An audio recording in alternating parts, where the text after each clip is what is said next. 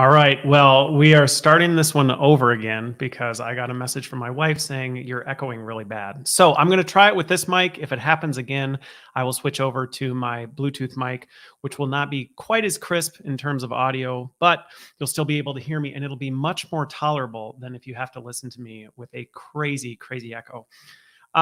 So I'll keep an eye on notifications from that. All right. She's saying it's bad. So.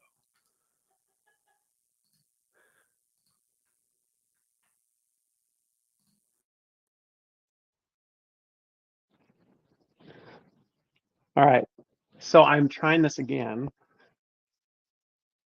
We'll see. We'll see what happens. She's gonna give me the green light one way or the other as this happens. Sorry for. I'll try and clip this out of the audio portion for those who are just listening to it. But you may be wondering. So it's Tuesday. I'm back with another Learning Tech Talks. You may be wondering. This is a very strange time to be going live. And that is definitely true. This is not my usual time for this. If you haven't been following my LinkedIn posts, I've been very busy the past couple of weeks between my wife just over 2 weeks ago had baby number 7, our third daughter. And so that's been a bit of a transition. I would say this has probably been one of the biggest transitions for us. Usually it goes a lot easier. So our nights are days, our days are nights, hence going live at on January 3rd. All right, it's not bad on this end, so maybe it was her. Okay, perfect. Well, anyway, sorry, I'm a little distracted because that always happens when I start and stop these. I haven't had to do that other than maybe twice. But I have been kind of busy out of the usual routine of things. Yet at the same time, I can't turn off necessarily, and so I've actually been spending a lot of time thinking and noodling and just ruminating, I guess, on skills. So much so that as I come into 2023, it's going to be a really important topic for me, and I think really for not only people in our industry, but every organization. And I don't think that's news to anybody who may be listening or watching right now. But this is very much a huge topic, and I want to break this down. So as I get into the flow of this, and I have no idea how long I'm going to be going. So if you're looking at this going like, how long is this conversation going to be? I don't know. It's going to be as long as I need it to be to get through some of the things that are running through my head right now. So if you're joining live, I see some folks saying, "Hey, no echoing on your side." Fantastic. But if it does, let me know. I'll be watching the chat, and feel free to ask questions and comments along the way because I'm taking some time off right now. But I needed a little bit of time to just come out, and I was going to just record this and broadcast it as a live replay. But it's so much more fun doing it live and taking questions and getting feedback along the way. So hence the pivot in structure. But in terms of what I'm going to talk about, I wanted to talk about this skills because it is extremely prevalent and I hear the word thrown around like popcorn in a movie theater right now.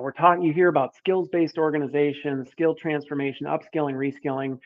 The word skills is being used a lot. But as I said in the post, like Inigo Montoya from The Princess Bride, I don't think we always mean what we think we mean when we're saying it. And it's causing a lot of confusion for folks. And I'm seeing a lot of organizations that are either starting, stopping, or in a little bit of analysis paralysis, wondering, where do I even go from here? How do I even get started on this? Now, I will not claim in any way, shape, or form to be the guru or expert on skills. I spent a lot of time on it. I spend more time than I'd like to admit thinking about it, but I won't say I'm the master of it. But I do think there is some perspective that I want to share that I think will be helpful for folks who may be wrestling with this right now and trying to think through, okay, I understand skills is a thing. I understand it's important. I kind of get it. And I think there may be some activity that's happening. And if we're in learning and development, skills is something that we've been working around. But again, I don't know that it always means what we think it means when we say that. So I want to start by defining that a little bit and actually laying out like what do we mean when we say skills and how does that fit into an organizational taxonomy so that we can think about what that looks like. Now, you may come up with your own definitions.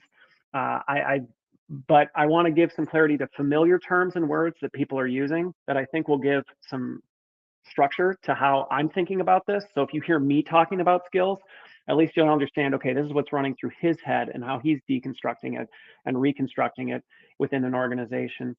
But then also, I'm going to talk a little bit about how this is shifting, because as we hear things like, oh, companies are becoming skill-based organizations, there's a lot of tentacles and hooks in that, in terms of, well, what does that actually mean? I mean, does that just mean the way people are trained or they develop? Yes, and it changes a lot of other things in that. And fundamentally, it even changes what a job is and what it means to have a job in an organization. So I want to get into what that shift looks like. Now, I think we are a ways off from seeing true skills-based organizations. Some of the latest research that I've been digging through, less. I would say it's a safe bet to say single-digit organizations are really making any sort of meaningful traction on this. And quantifiable traction, I would say, is even less than that. So this is not something that, you in the next 2 weeks, I have some pre-recorded sessions on trends that I think our industry should be paying close attention to. So keep an eye out for that. There's a preview to that. And if you're in the community, I already am sharing those episodes, so you don't have to wait till they go live. So join the community. There's a little plug for that.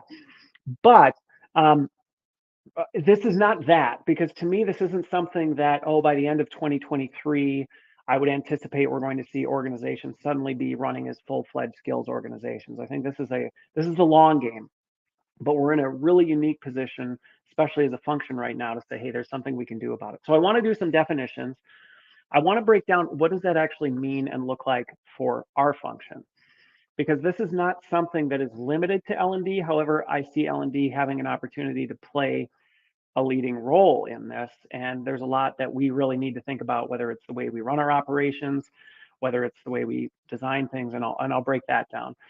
Then I also want to help connect some dots to how this is tied outside of L&D, because in many organizations, and I don't think this is limited to any industry or any function, we're often operating in our silos and thinking about things in terms of, well, what do we need to do? When it comes to skills, this is something that you're doing personally. I think you're doing more damage than good if you're pursuing skills in a silo. Now, that doesn't mean silos cannot have independent things that they're working on related to skills. But if it's not done in the broader context of, well, how does all of this fit together?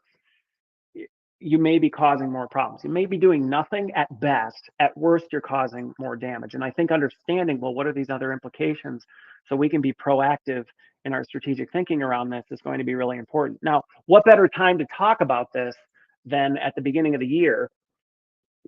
Because, hey, right, resolutions, new year, trying to think about things. I've been talking a lot on my YouTube channel about what skill development means on a personal level. How can we develop skills in terms of snackable learning? How can we be thinking about development in terms of snackable things we can each individually do on our skill journey? So that was a much longer introduction than I normally take. But to me, this is a big topic. And unlike my usual sessions, I got nothing but time. So I'm not limited to time in terms of when I need to be wrapped or anything like that. Although at some point, someone will come knocking on that door right there and be like, cut it. And then I might have to do a part 2. But I don't think I will have to do that. So with that, let me transition over into Christopher Lynn's definition on skills and how that fits into the broader architecture of things. Because historically, I don't know that even when we've said skills, we necessarily, at least by my definition, would be talking about skills. So let me talk about my 4 tiers. And again, I did not have time. I actually considered going into Canva and trying to make a cool visual that I could present, that people could say, hey, can I steal that visual? And I would say, absolutely. I didn't have time for it. So if somebody wants to make a visual, somebody listens to this and goes, I want to make a visual, by all means, go nuts, share it with me, and I will share it and give you credit for that. But I didn't have time for that. So you're going to have to visualize what I'm seeing in my head as I picture this. But when we think about skills, I want to connect it to jobs, because I think that's something that often we're trying to do a better job of, but it's not always there. So when I think about skills and how they tie into things, at the highest level, I do think we have jobs. And while there's conversations around the traditional job is going away and we're all going to be focused on just skills, and it's going to be like a consulting firm where you just move and do whatever the organization needs you to do, I think we're a long ways from that. I think we're making some strides to it, but I still see jobs remaining. So at the top of the hierarchy, I still see jobs continuing to exist. And that's the role that you're hired into. That's the job that you have. Underneath that, though, and this is what we commonly have today, I would call that capability. So what you often see in a job description, to me, is a capability. Now, some people would say competency, but to me, a competency is how you measure a capability. They're two and of the same. You have a capability, you measure it as a competency. So to me, underneath this job, and this is often where we stop, we say, okay, well, there's this job, and underneath it is a capability, which we might see things like in a job description, great communication skills, or we might see things like, I don't know, project management. In some job descriptions, still familiar with Microsoft Office, right? I mean, it's still in there. But we're talking about that in terms of a broader capability, which to me is actually pretty complex.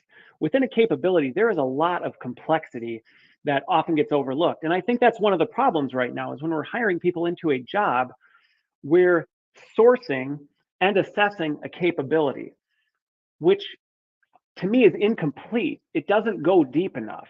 And I think this is where then you start going, well, let's go one level deeper. And I think this is why this is so critical, whether you truly move to a professional services firm job model where people are just flexing and floating into this or not, when you stop at the capability level, you fail to truly understand what do people really need to be good at to do this job well.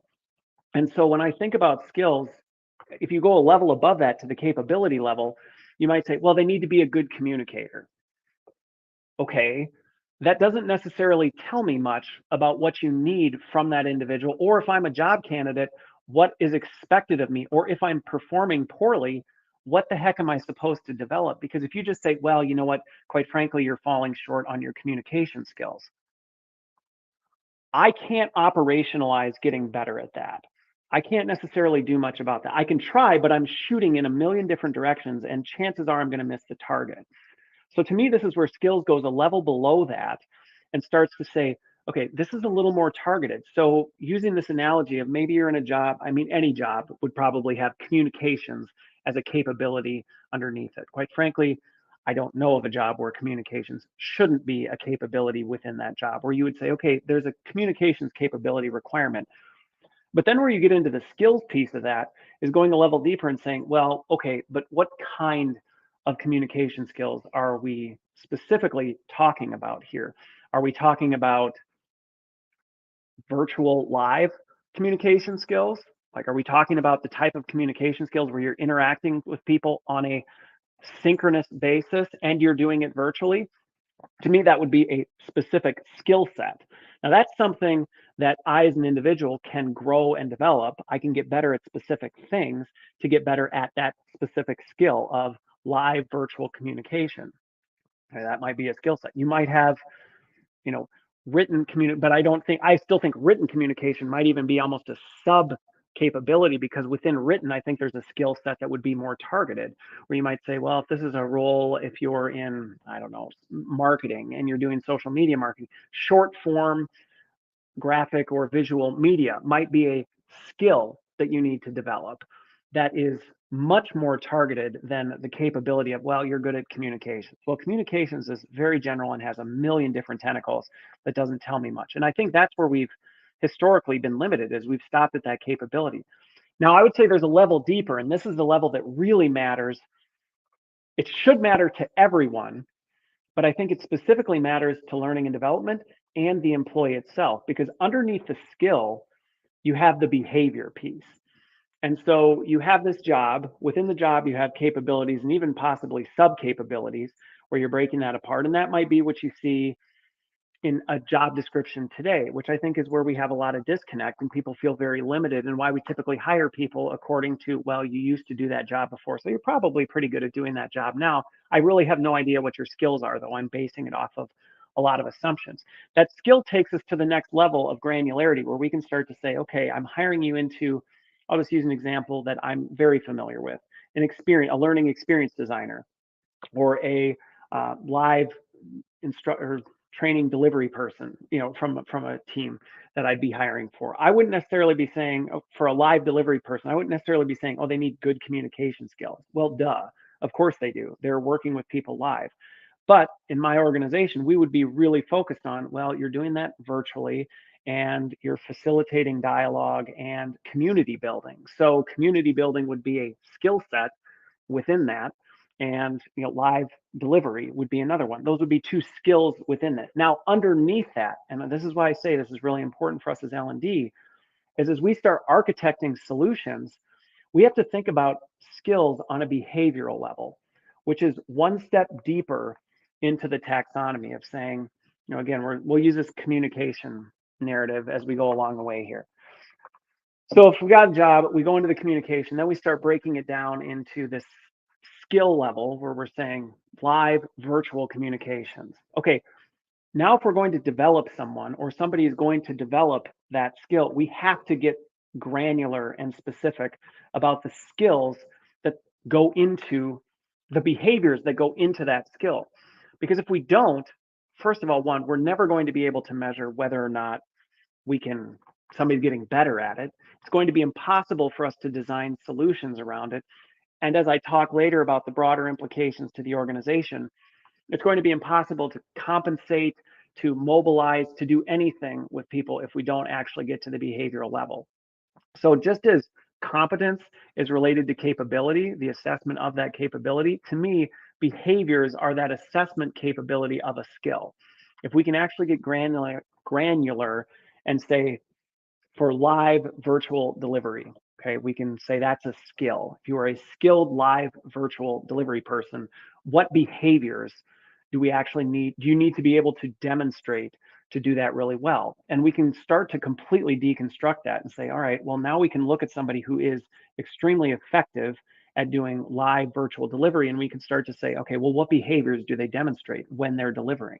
Well, they know how to engage with their audience. They're comfortable having a dialogue with no visual audience. I mean, there's certain things we can start to go, okay, well, how do they manage that? And are they really good at doing those things? And I say this is really important for us as L&D, but we also have to think about this in terms of for our employees or people who are trying to develop. And this is why on my YouTube channel, I'm talking about snackable learning for people, is a lot of times people struggle with understanding how to develop a skill because they don't think in terms of behaviors. It's just not the way people think. We don't typically think, well, I need to get better at this. So what is one or two or three things that I can start doing differently to improve on that? And I can start small. I can start small on that, and I can say, this is what good looks like to do that really well. And then I can practice doing that. And then I can see measurable improvement, and we can start to triage and do that. And then on an L&D standpoint, we become less beholden to this bureaucratic, rigid structure of development where we go, well, you must go through this entire development structure to be good at this skill, because we may say, well, the skill is actually made up of 50 behaviors, 37 of them which you're actually really good at, or successful at enough that we would say you passed the threshold for that. So now you only have to narrow on these few things that you have to deliver. So hopefully that helps, because a lot of times what I find is when I talk about skills, even I sometimes will be in conversations with people and I can almost get the sense, I'm like, I don't think we're thinking the same way about things. I don't think we're saying the same things. And when I'm talking about, hey, as we design this, let's think about the skills we need to build. And even sometimes in those conversations, it'll come back to, right, we need people to be, and the words that come back are capabilities. And to me, it's too vague and it's too non-specific to actually be really focused and surgical in the way we develop things. So hopefully that context helps as I go through this now and start talking about, so what does this actually mean? And what does this mean as we start thinking about the broader implications, and how does this tie to organizations, things like that? Because this, I'll just give you a spoiler on this.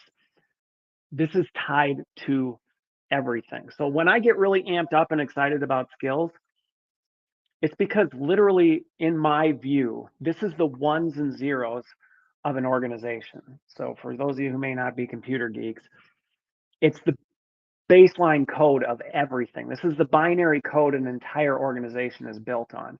And so when you start to think about skills, you actually start to understand, okay, if we need the ship to turn 2 degrees to the right, then these are all the little levers and buttons that we need to push to actually mobilize that rudder and turn and start the ship turning that direction. Now, this very quickly, I made a post a couple of weeks ago about this, and I can't remember who it was, but they said it in a positive way. They said that the post literally made their head hurt as they started thinking about the implications, and it should. It should. This is one of the things where sometimes I feel like we don't necessarily give this topic the magnitude of impact that it has, because we think, well, let's just develop some skills and we'll upskill the organization and make certain changes. This is not something, going back to the programming analogy, if you're going to change from C++ to Python, you don't just make a few tweaks to the system and magically your app runs completely differently. I mean, you are literally rebuilding this from the ground up.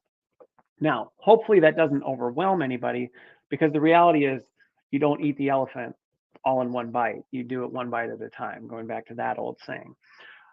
And I think there are ways we can start to chip away at this in really meaningful ways without having, and slowly we will get the whole ship to turn. But we need to understand that we need to turn this whole ship. Otherwise, we're going to make these small changes, feel as though I'm not seeing the whole thing flip, get frustrated, throw in the towel, and move on. And I think that's one of the worst things we can do, because the reality is, my prediction on this is over the next 5, 10, whatever years, we'll see, this is going to fundamentally change everything we know about work, everything we know. It's going to change the way we think about career development. It's going to change the way we think about promotability, mobility in terms of career trajectory, things like that. This has the potential to change everything. And we have a chance to be on the front end of it, which is a pretty cool thing. Okay. Noting my timestamp here. So, all right, so let me go into so what does this actually mean for learning and development? And I'm going to break this down for those of you who may follow some of my stuff. I think about learning and development more like product management than I do a traditional L&D function. I think of learning and development as a product supply chain. We have intake, we have processed goods, we process those, we have an output, and then we're measuring whether or not, what we output actually achieve the desired results. So when I think about it in terms of that. And so I'm going to break down, what does this actually mean for us as learning and development practitioners? And for senior leaders, you're going to need to think really hard about this, because this is fundamentally going to change your org design. It's going to change the way you position roles. It's going to change the way you put people into roles and what kind of talent you're potentially scouting for your organization. It's going to change everything. So if you're at a senior leader level, this is going to have major implications, but even at an individual contributor level, this is going to have implications on how you show up to work. If you want to start making changes towards this, now you can say, well, nah, no thanks. I think that would be a major mistake. Call me in 5 years and tell me if I'm right. But I guess, so let's start on the intake piece, because we might go, all right, you're saying this affects everything. What do you mean everything? And when I mean everything, I mean everything.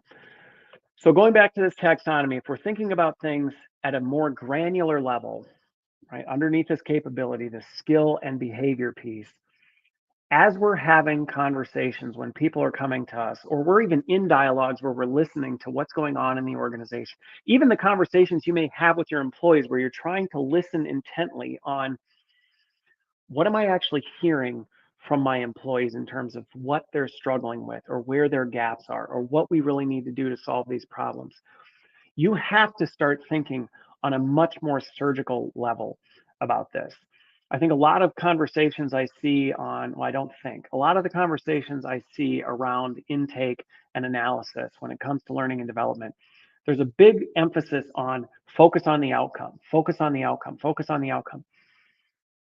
And I would say yes, and don't stop there, because you can't focus on the outcome without thinking granularly about the skills and the behaviors that lead to that outcome.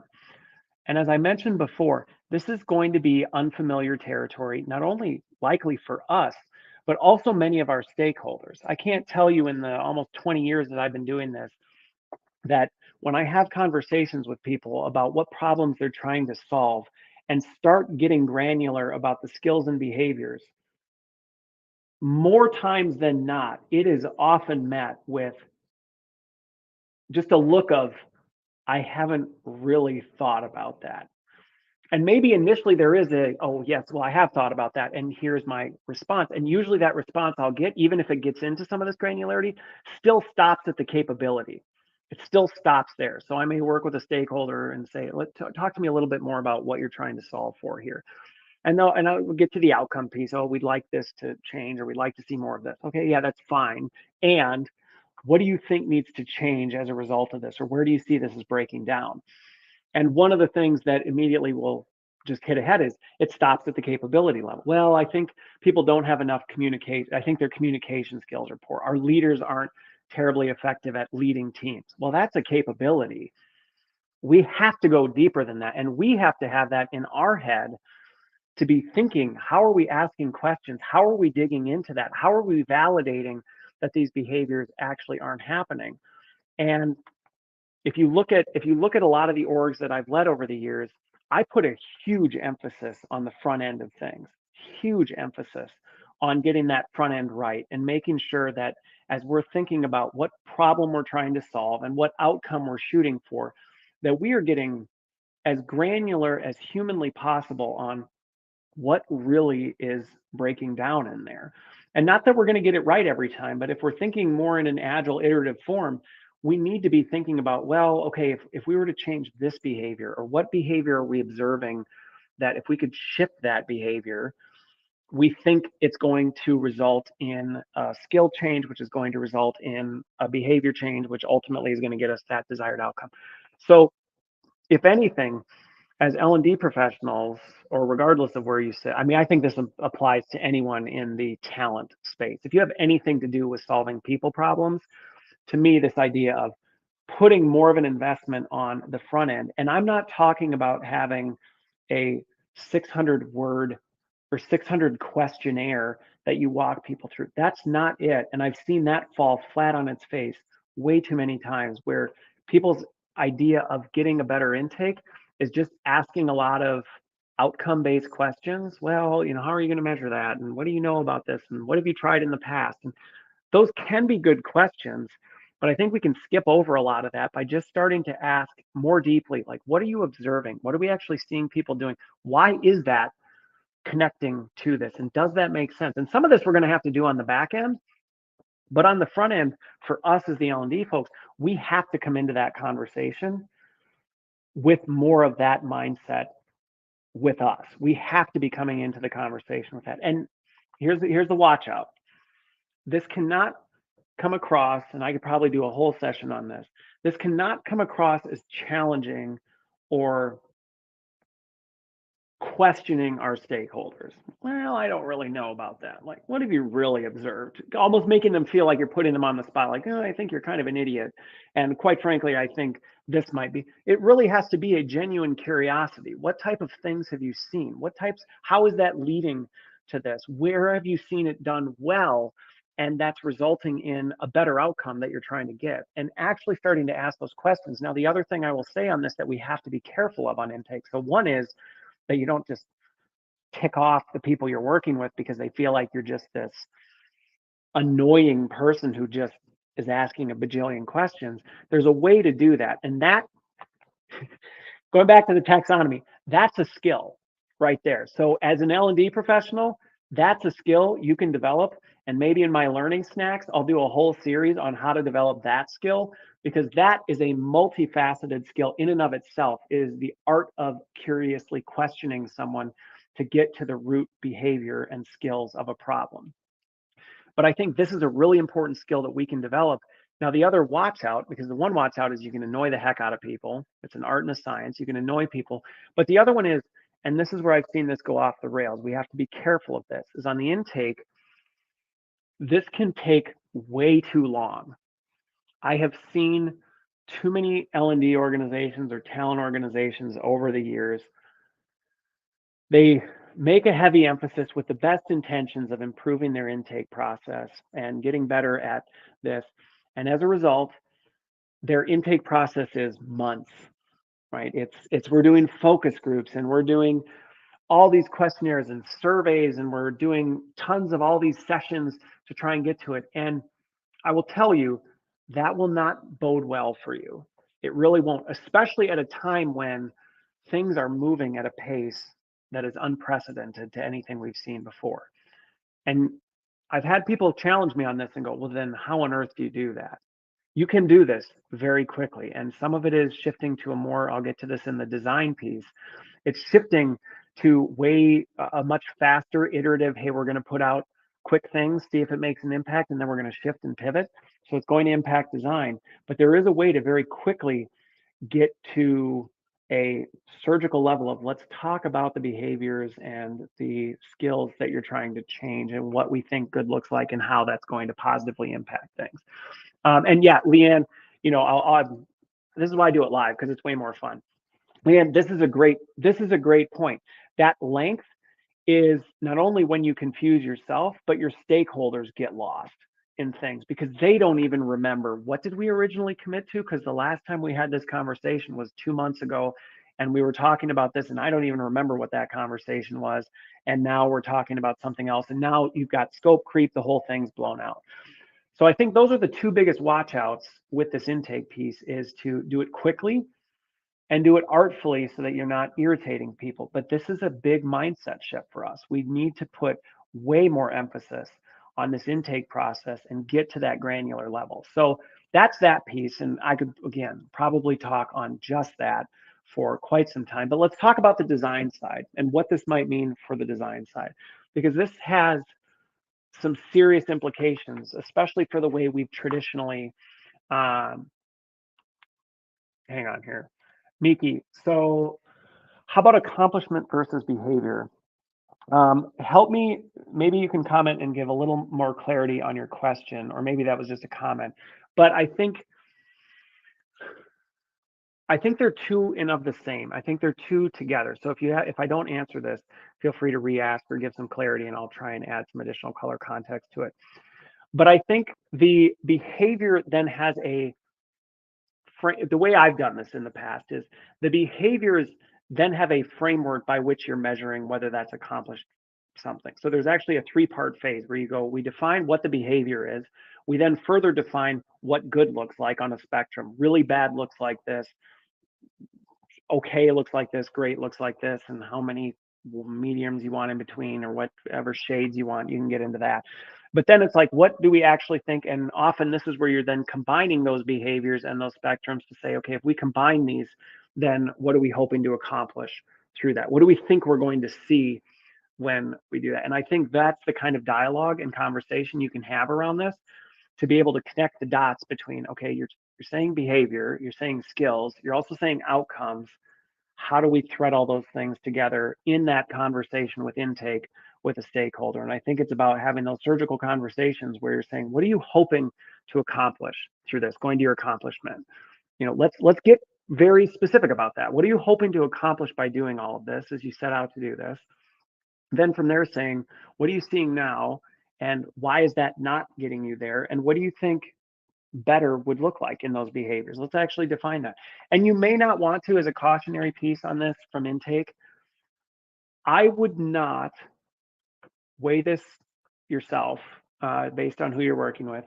I don't know that I would get too much into the behaviors in that first round. I find working in the blue sky blank canvas with stakeholders, when you start talking about the minutia of skills and behaviors, it's too hard. It's too hard for people that aren't in our field necessarily to think that granularly about. And I think that's the specialty we bring to the table. We talk about wanting a seat at the table all the time.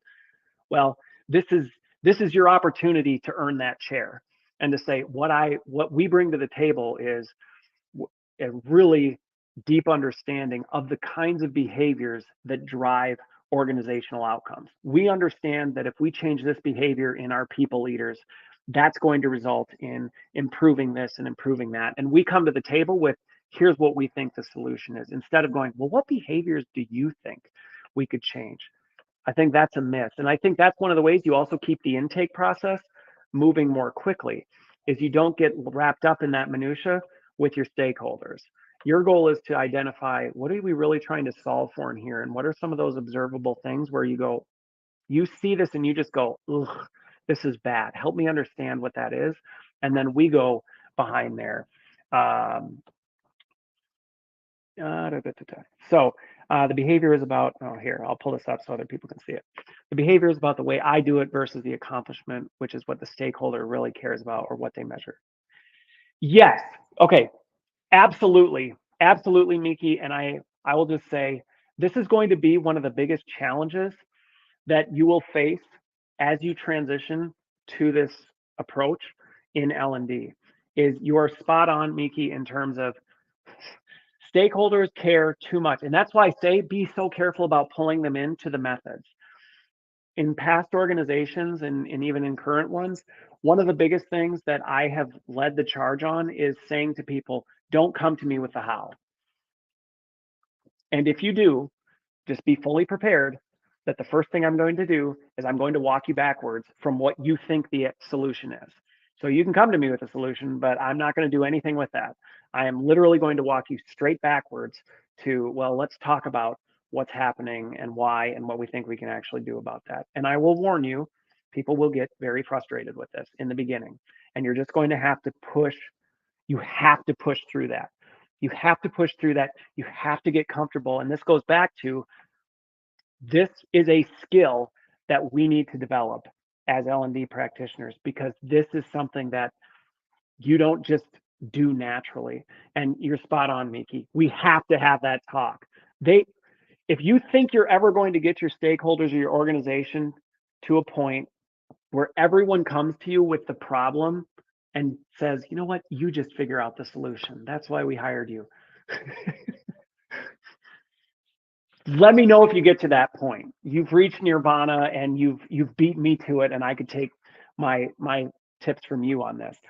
But I think this is one of the things, you can get there, but you have to be fully prepared for the fact that you are going to face major headwinds on this, and people are going to push back and they're going to say, but I want you to do this.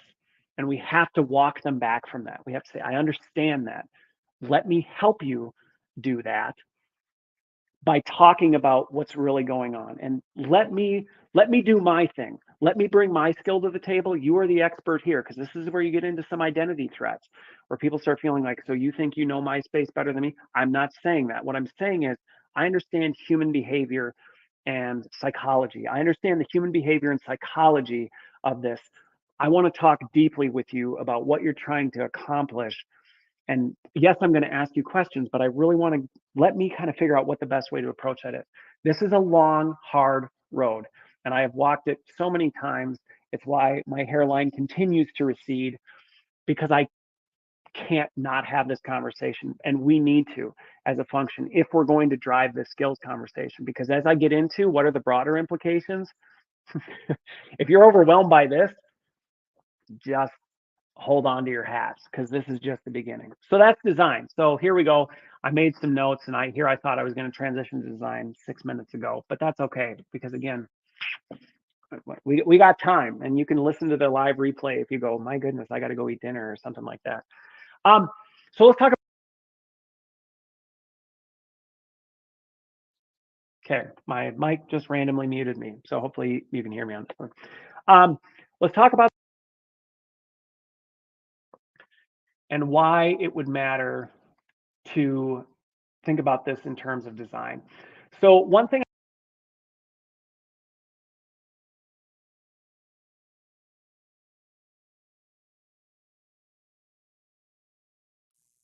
Okay, I'm going to try this. If it echoes, let me know, and I will switch to, I have about 4 mics. So I will switch to a different mic if this starts echoing again. So let me know if it echoes. But let me transition to design, and thank you, Leanne. I will watch and let me know what's going on with stuff. So design. If you watch my trends episodes that I planned for the next couple weeks, one of the things I talk about is micro learning.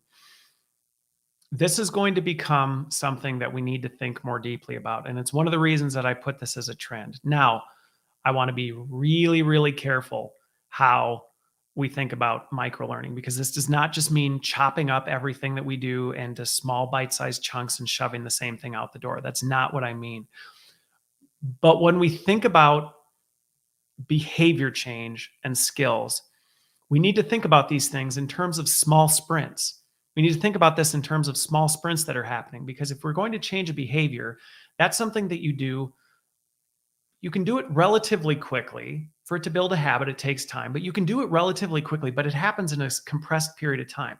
And you may only need a small amount of information to make that behavior change. So again, if you go onto my YouTube thing and watch some of my shorts, my snacks, you'll see I try and break this down in 15 seconds and say, here's a behavior change you can make to start building a skill. Here's a simple behavior change that you can make. Well, micro learning ties very well to that, because we can start to say, here's a behavior change you need to make. Here are some light resources you may need if you don't have the knowledge framework to understand, how to make that behavior change.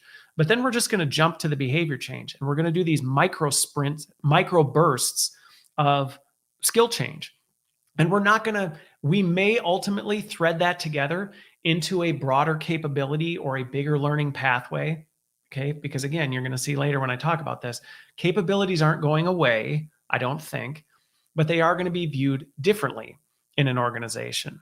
And so, by the way, if somebody can just give me a thumbs up or something in the chat if I'm coming through. I did switch my mic, so hopefully I'm not still muted and you're hearing me. Although there's enough people watching that I would guess you would be dropping off if they were. But when we think about this, we have to think in terms of these sprints. So this changes design significantly, because historically, we have thought about learning in terms of these big, titanic size changes that we're trying to make. You think about a leadership development course. A lot of times developing a leader is, you're basically looking to retune the entire architecture of a human behavior across multiple things to be able to make this change. So when you think about that, that's overwhelming if you're trying to think in terms of skills, random little, bite-sized pieces. Thanks for the heads up.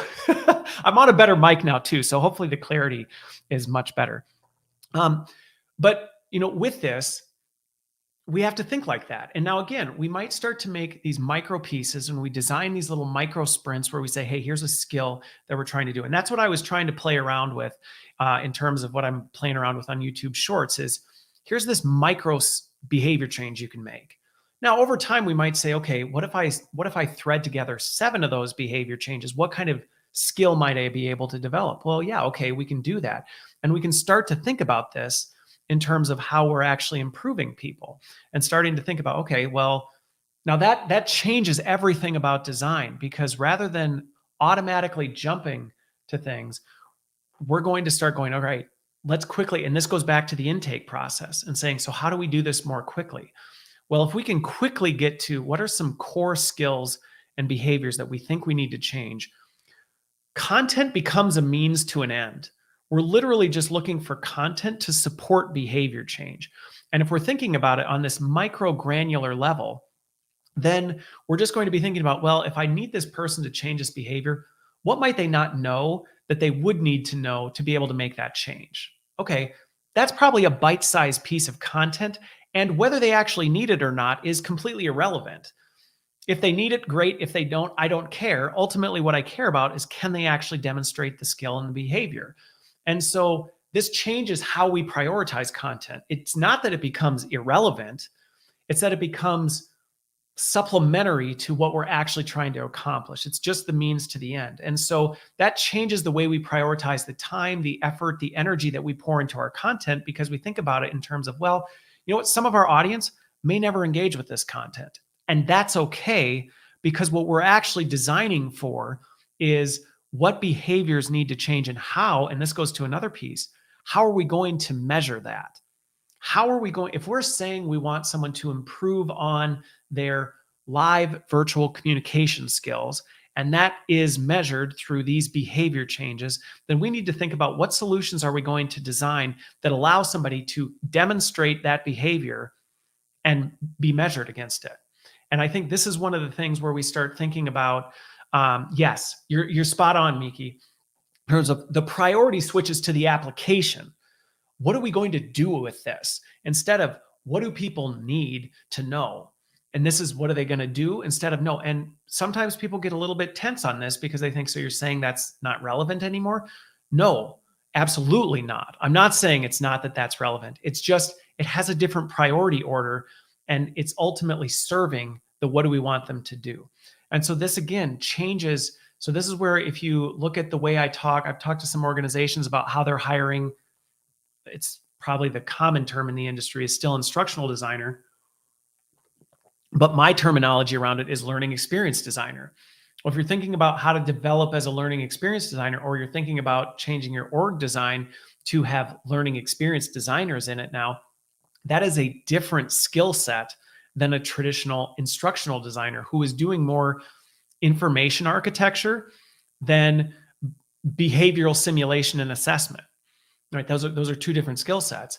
And you may say, well, we need both. Yes, you might, but would you have the same people doing them? Maybe, maybe not, depending on the size of your organization. But either way, as you think about design, you're starting to think differently about it. So even if you're still in the information architecture space, your information architects are thinking differently about the information, because instead of thinking about, well, what is all the information they might need to know about this thing? Instead, they're thinking about, if we're asking them to get better at demonstrating this specific skill, what specific information might they need to be able to do that? And you're experimenting with it. So this goes back to, how do you speed things up? Well, you're not designing the whole plane before you fly it. In fact, you don't even care about flying a plane anymore.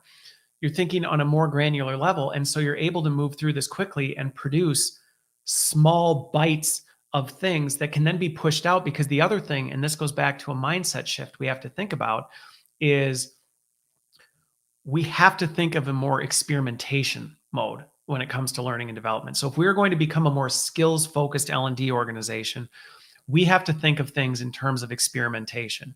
And that goes back to intake now. So I didn't mention this before, but this goes back to intake. That changes the conversation you have with your stakeholders, because instead of coming to the table going, we guarantee that this program is going to give you XYZ lift in this YZ business metric, we're instead saying, we've heard what your problem is. We've come to the table, and your designers now are doing some of this consulting and saying, based on our assessment of what's going on, we think if we can positively tweak these behaviors in this direction, this suite of behaviors, which ultimately ties to this skill, we think if we can develop this skill through these measurable behaviors, we think we're going to get this outcome. That's our hypothesis. But we're moving very quickly, and we're going to test it. And if we don't see the desired outcome, then we're going to go back to the drawing board and we're going to quickly iterate. But this isn't going to be a 6, 9, 12-month process. This is going to be something we do over the course of a few weeks, ideally. And we're going to stand this up and we're going to see, okay, did that work? Did we see measurable behavior change? Did the measurable behavior change actually result in, an improvement in the outcome? If not, okay, well then let's go back. And I've run these experiments a number of times. But again, going back to a design standpoint, this is something that a lot of times orgs in their instructional design process aren't thinking about, is how are we going to design for the demonstration of behavior and the measurement of it? And this is something that a lot of times we've done on the back end, where after the thing's done, then we look back and go, well, did we see an improvement? We have to move that to the front. And we should have always been doing this. So this isn't something that's like new concept, mind blown. But this is how we should be approaching it. Thinking of this in terms of, okay, well, if we're designing this solution, we're hoping to see these behaviors change. This is how we're going to measure whether they are or not, so we can baseline this behavior change. We're going to do that really rapidly. We're going to design for that so that we can quickly deploy it and see what happens. So with that then transitions over to the delivery side of, okay, well, so how does this affect delivery? One of the biggest pieces, and this is something that I talk at length about with anybody who's in the live delivery, because one of the things that I continue to see bubbling up with folks who are in the live delivery, if you're a training specialist, if you've historically, and I've been there, I've done it, loved it, even though I was an introvert and it wore me out. There was something great about being in front of a group and working with people and doing this. But Where this shifts, and this is something that I've seen a lot of folks in this field struggling with, is as the digital age is moving on and more content is becoming digitized, because quite frankly, it's a superior way to deliver content. I can deliver content far better asynchronously on demand than I can live. Do I like the live? Is it fun, that people join and add comments and ask questions? Yeah, of course. I love doing that. But could I just as easily record this and give it to you so you could listen to it on 2x and jump just to the section you care about and all that? Like, it's a superior method. This can feel threatening to delivery folks. So if you're a senior leader, you need to be really sensitive to this, because you may be creating an identity crisis for your live delivery folks who are feeling like, am I still relevant in the organization? Or has this ship sailed for me and I need to go do something else? And the reality is absolutely not. There's a huge opportunity here for live. And I think this is critical. A lot of people think my whole methodology, because I'm big on tech, is, oh, so you don't think we need to do anything live. No, I would just argue to the nose that the idea that proximity is important as a key variable and an impossible variable to overcome, I think that's a fallacy. I think you can design around proximity. It's going to take some work. So don't mistake anything that I say to be so you don't think anything needs to be done live. No, I actually think there's a huge opportunity to do things live. I think we need to think more calculated about it. I think we need to not limit it to, well, when can we get people in the same room? But there's a huge pot. So for the delivery, but this is a big shift, because a lot of delivery has been focused on presenting information. And I have to call this out because I think this is a really important comment, Mickey. Thinking like this, initially the reaction can be, this is taking away from us. We're losing, we're giving up. If anything, what you said right here, Mickey, is 100% what I have seen time and time again. When you start to think like this, the opportunity for development and growth and mobility, even within our own function, blows wide open. Because suddenly now we can start applying this own approach that we want to see in the rest of the organization to our own teams and start to say, well, what skills do we have? And who are the people in our team that really are good at maybe virtual live delivery, and maybe they also like to do some content design, but maybe their primary is that, their secondary is this, and we can quickly pivot and move people around and operate more like a professional services firm than a traditional L&D thing, while still letting people really focus on their strengths. So, but you have to recognize, for delivery people, this is a shift, because historically the focus on delivery has been, I need to convey information, which this is where sometimes, and I've challenged my own delivery teams before on this, because they can go, but I love delivering the information. Great. Still deliver the information. Just don't force people to consume it in the live time. Over the years, I've pushed my delivery teams to say, start creating asynchronous content. You can be a content creator without being an learning experience designer. You don't need to architect the whole thing.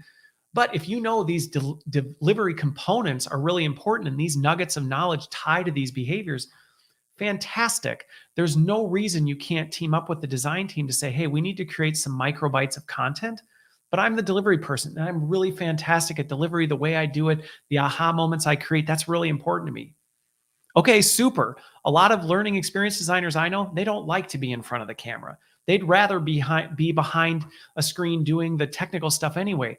And they would love to have the delivery people being like, great, still use your delivery skills, deliver information, and do it in a way that people can consume on their own time whenever they need and be able to do that. So this is a shift, because sometimes there's been these lines drawn of, well, I'm not a designer, I'm a delivery person.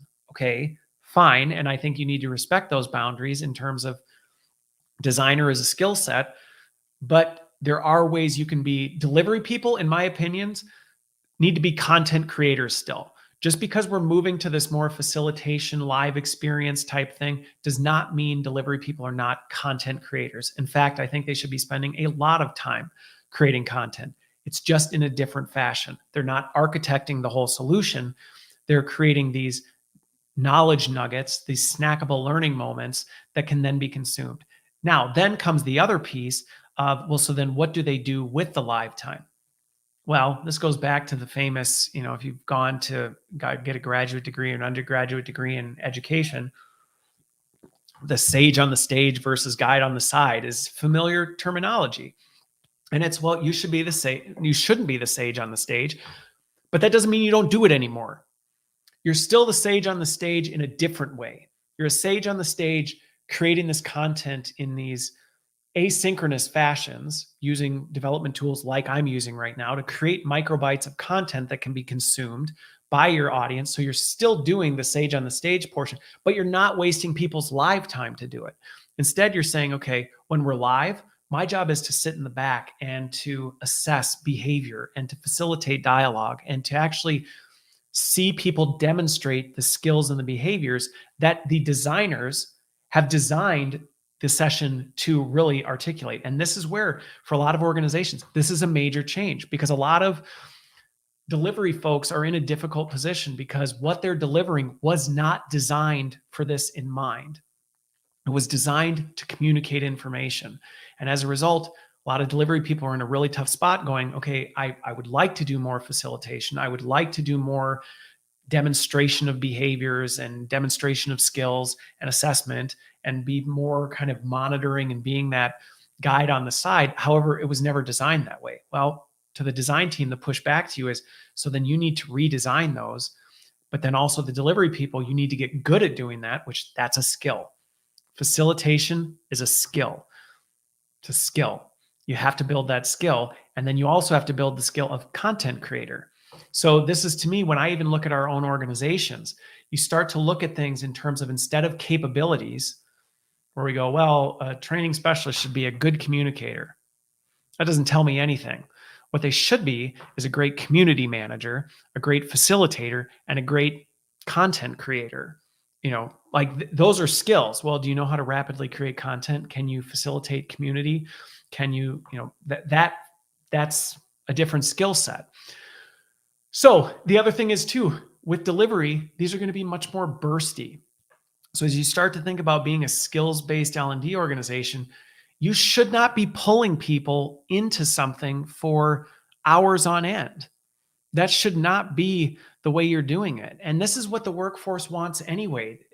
They're struggling to find time to learn. Well, yeah, we're asking them to take days of their busy schedules to commit to this kind of stuff, versus if we start to change the way we design, the way we do intake, suddenly our solutions look like, you know what?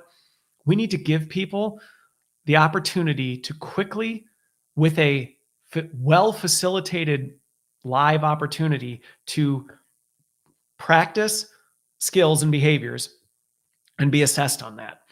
We're not asking them to come in and consume information, because we've now got our delivery people creating content in different ways. We've designed solutions differently to allow for that. They're only coming in for this application. What should they be doing? And getting that feedback and actually working through that. So instead of delivery being this long marathon type stuff, delivery should be short, bursty sessions of rapid behavior development, rapid skill development. And that's how we would be designing that.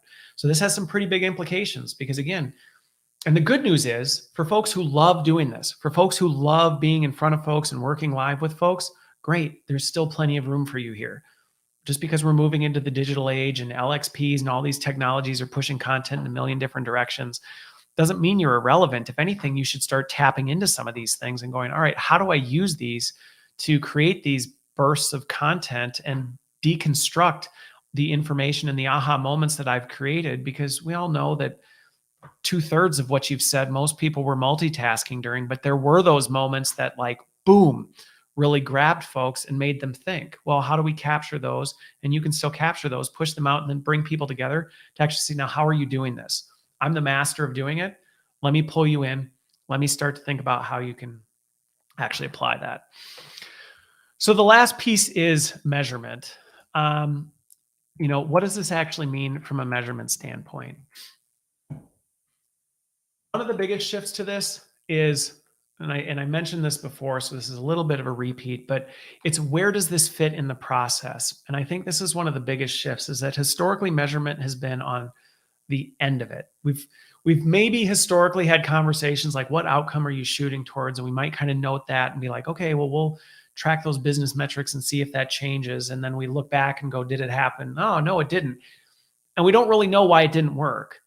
If we start thinking like this and we start changing our operations to function like a skills-based organization, suddenly measurement is on the front, but in a really meaningful way, because now we're starting to think about this in terms of, okay, everything is being measured.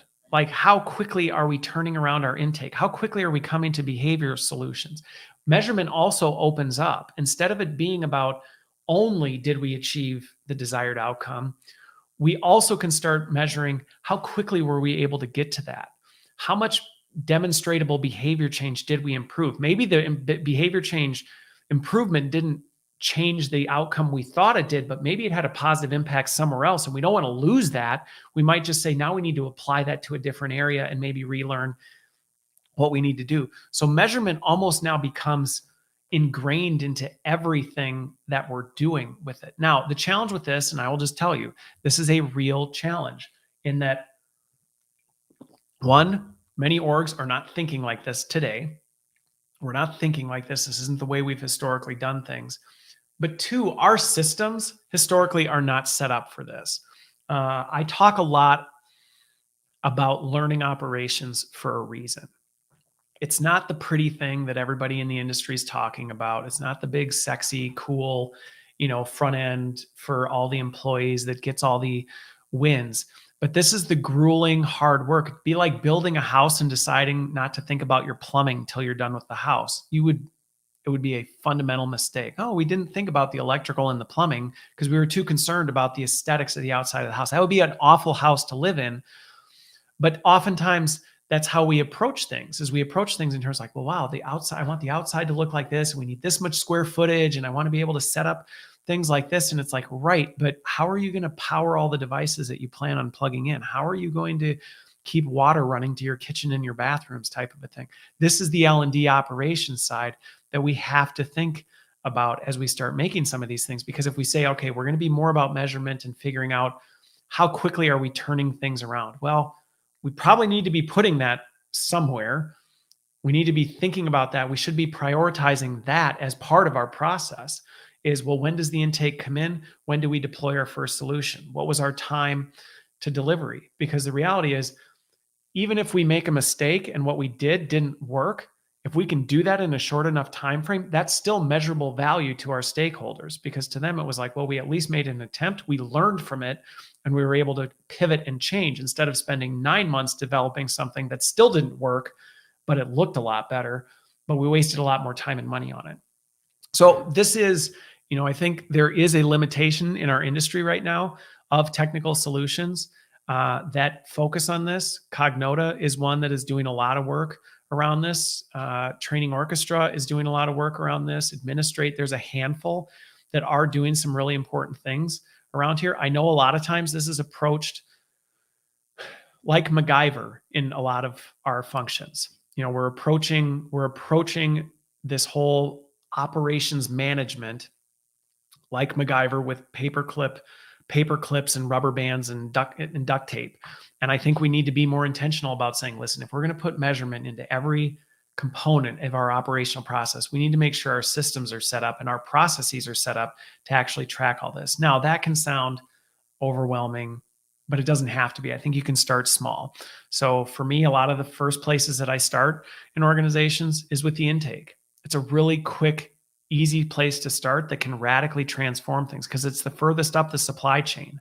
If you start getting your intake, you start working on your intake, start getting your intake right, your design goes better, your delivery goes better, your measurement goes better. And so if you start there and improve that, get that operationally sound, you're going to start to see that the rest of these dominoes start clicking into place a lot faster. The other thing that sometimes come up when I talk about this, people are like, well, you're talking about like speed to solution and the behavior change and all that, but what about the connection to performance? Shouldn't we still be focused rigidly on the business outcomes that we get? Yes, and I'm very, very, very cautious whenever I talk about our connection to business. So Leanne, yes, I will answer your question with that in 1 second. The one thing I will say is we have to be so careful when it comes to our connection to business performance, because I have seen way too many L&D organizations. They're writing checks they can't cash. Well, if we do this, we think we can have this kind of impact on the business.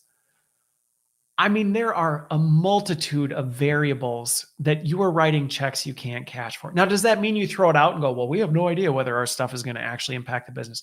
I think that's the opposite end of the spectrum, is to say, well, there's too many variables. I'm just going to completely absolve myself and wash my hands from it. I don't think we have to do that. On the same side, I think we have to be really careful about saying, if we do X, Y, Z, then we're going to magically be able to improve this business outcome. I think we need to approach it more from the standpoint of, here are the behaviors that we think we can change. Our job is to make sure we can quantifiably measure behavior change. Where we collaborate together is, I need your help as a stakeholder to know, your business better than I do. You need to help me understand what behaviors, based on your wisdom and expertise, do you believe actually is the right lever? And then let's experiment with it. I'm not saying you have all the answers. I'm not saying I have all the answers. I have some wisdom. You have some wisdom. Let's collectively collaborate around this.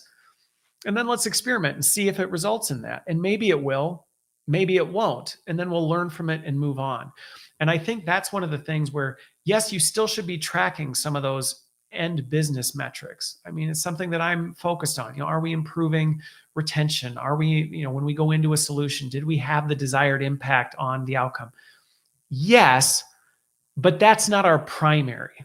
And I think it's a shift in priorities. Instead of saying our primary is, did we get the desired business outcome?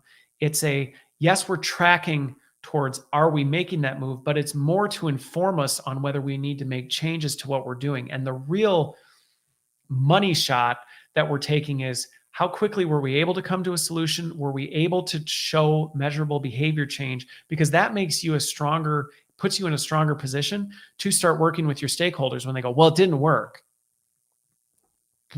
Okay, so we learned something. So the behaviors we thought needed to change, the skills we thought if we improved them would just, change the desired outcome. One of two things happened. Either we picked the wrong ones, or there are some other factors going on in the organization that we need to account for. And maybe learning isn't the answer. I did a podcast recently, training isn't the answer. Training is not the answer all the time. Anybody in our industry knows that. But how do we quantifiably show it's not if we can't say, well, we impacted the behaviors that we collaboratively predicted were going to change the outcome, and they didn't change the outcome. And we know that because we quantifiably measured it. So now what? Do we want to try some different behaviors? Do we want to look at some other areas in the organization that might need to change to get there? What do we want to do? And you become more of a team, instead of this, well, we changed the behavior, we didn't change the behavior, what do we do about that type of a thing? All right, so Leanne, let me answer this question. So my intake form or procedure. So here's what I will say. Over the years, I've experimented with all flavors of this, and I'll just give you my experience when it comes to intake. I used to very much be on the side of let's get a form. We should have a form. Let's have a form. Let's have people fill out the form. And I learned very quickly that people don't do it. Right? We've all been there. We've all at some point created an intake form and said, let's create an intake form. We'll send it to our stakeholders. And then they don't fill it out, or they put all the wrong information in anyway. And we're like, well, that's not what we really needed. So have I completely abandoned the form? No. We still very much are on a form but we only ask I think it's 3 basic questions. And I don't know what they are off the top of my head, but they're just basic questions, and it kickstarts a consulting process. So we are very quick to say, listen, we need to have some skin in the game from a stakeholder. If somebody says, I need training, and you can't even answer 3 basic questions about why do you think you need training, like what's happening, at least tell me what's happening and what you are thinking might be the problem. Just give me that. I don't need a whole, because I've seen intake forms where it's what is the business metric? How is this being tracked today? Can you give me an extensive list of everything you've done to try and prove that this is that feels insulting to a stakeholder. And quite frankly, I I would be insulted if somebody sent me that and was like, I just asked if you could help me, and you sent me a 600 field form asking me for details I don't even have. And Mickey, to your point, often even the most basic questions are misunderstood, because going back to even thinking in terms of skills and behaviors, we may be thinking this way, but they're not. So when we're like, what behaviors would you like to see different? I don't know, them doing their job, right? It's not something that inherently is natural. So our intake form really is more to kickstart the process and say, listen, you need, if you can't even answer the most basic questions or haven't thought through, like, what are you even struggling with, then we're not even going to go there. And to your point, Mickey, this is also why our questions are not, what do you think you need? Because we say we don't want to be order takers, but a lot of times our intake process is an order form. I mean, realistically, a lot of L&D intake forms that I've seen over the years, they're order forms. What do you want? Tell me what you think you need. How long do you need it by? What do you think is going to change as a result of getting your order, type of thing. It's like, well, yeah, of course you're an order taker. Instead of opening with the dialogue of what caused you to come to us in the first place? Like, why are you reaching out in the first place? What made you think about this? And that then opens the dialogue to start to say, all right, you've at least put in some thought into what's going on, because we all know there are stakeholders that have not thought about it at all. And they just came to training and go, I need training. You're like, why? For what? And they haven't even thought that far. And so our intake is really just to make sure, have you at least thought about this? Then it goes to a very rapid live conversation. And I have, over the years, become firmly grounded in the fact that that cannot be anything but a live conversation. It doesn't need to be a 4-hour brainstorming session. It can be 15. Some of the most intensive intake processes I've led, 15 to 20 minutes. That's it. Like, it's just I'm going to dig deep into this very quickly. And this is why I go back to the point that I think intake, it's a skill. It's a skill that you need to build, because you can offend and put off your stakeholders if you don't do it right. And yeah, Leanne, I love that too, right? How many intake forms do you ask people to jump through all these hoops, and then you come back and you're like, thanks, no, we're not going to do that. So the way we approach the form is more, hey, have you at least thought about this? Can you share a little bit of detail about us with what's going on and why you think this is a problem? And it's a couple questions. It's, I think, 3 questions. And then we have a live session. And I am very adamant that a live session is important, because that's an opportunity to build the relationship, better understand, like, why is this a pain point? Forget what the outcome is and what's wrong with the behavior. Why do you care about this? Obviously, you care enough about it to have filled out a couple questions, and you're reaching out to me, and you took a meeting. Why is this so important? What is going on in the organization that has you losing sleep at night over this problem? And a lot of that can only happen in that rapid conversation. Now, it's not over there, but a lot of times, so then in terms of the process where we go from there is, we have an advisory council where we take these intakes. So the intake goes to the customer. They give us the couple questions. We have someone that follows up and does this rapid iteration of, like, help me understand, like, why is this a problem? What's going on in the organization? And again, a big part of that is to understand what is going on in the organization that this matters, so we can weigh this as a priority. Is this something that is mission critical to the organization, or is this a leader that is frustrated with their team and, wants to do something, train their way out of it, type of a thing? So we can go, you know what, this is going to impact 5 people in this random grid.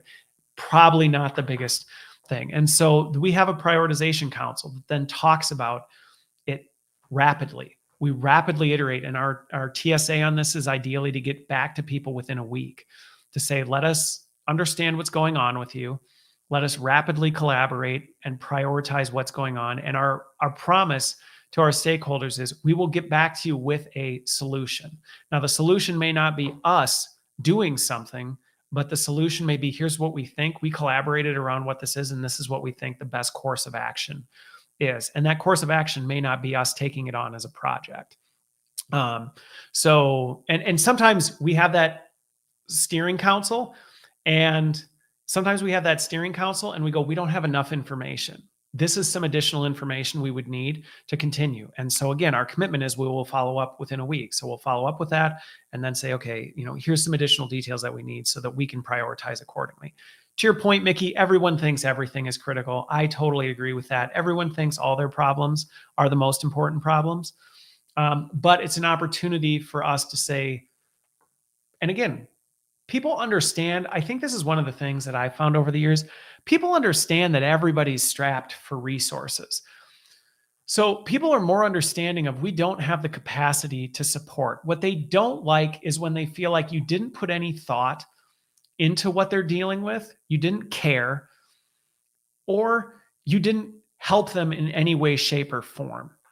And I think those are our two commitments, is that we genuinely care about what your problem is. We care about what your problem is, and we want to deeply understand what you're struggling with, because it's a struggle, obviously, enough to feel like you came to us. So we want you to trust us and know we care about what you're dealing with, and we want to help. We truly want to help. So let's at least make a commitment that every single person, regardless of how ridiculous we may think the request is, we care about that request and we want to do something about it. We will hear you out. We will hear what's going on.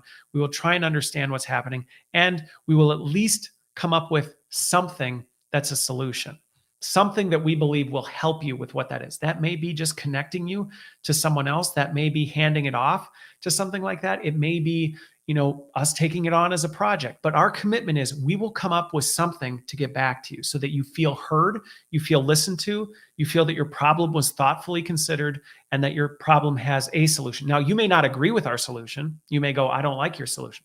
Okay, well, that is the solution that we have concluded. That is what we have capacity and our discernment has led us to believe. If you don't agree with that, right, you can take it up with me personally. You can take it up with whoever. We can talk further about that. But honestly, what I found is most of the time, it often doesn't get to that because people just feel like, wow, like I just had this request. They listened. They heard what I had to say. They asked thoughtful questions. They took it back to a steering committee and discussed at length with some of the brightest minds on the team of like, what could we do with this? Not the answer of like, let's talk about why this is dumb and we're not going to get to it. No. What could we do? What could be done that we think could help solve this problem? Whether it's us or not, what would we do if we could do it? And then let's put that together and then let's get it back to them to let them know as quickly as possible, here's what we think the solution is. And so we then become a consultative partner. And we always care and we always come back to you with a solution. Now, are you going to get your folks? I will just warn you. Are you going to get your folks? And the other thing I will add, we never commit to what we will do in that conversation. That is a standing rule that I've had for over a decade. In any intake conversation I ever have, I won't say I never have. Sometimes it's so simple that it's like, here's what I think we can do. And it also depends on if I'm in a position to actually see it through. If I know I'm the one signing up for it, going, listen, I can help with this, and this can take me, 30 minutes. I'll help you take care of that. But the other standing request is, is this something that we are not going to commit to a solution? We're not going to commit to a solution. To the question, does every request run past me?